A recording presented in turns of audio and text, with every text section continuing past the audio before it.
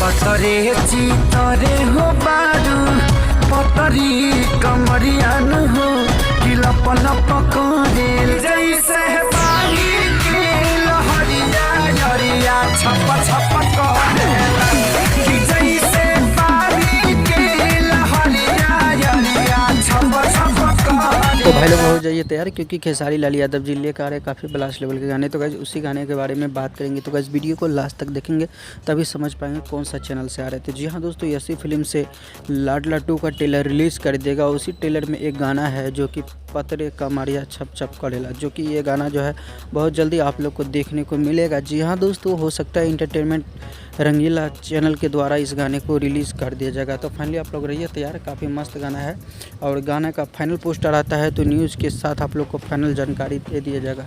तो आज का अपडेट कैसा लगा दोस्तों?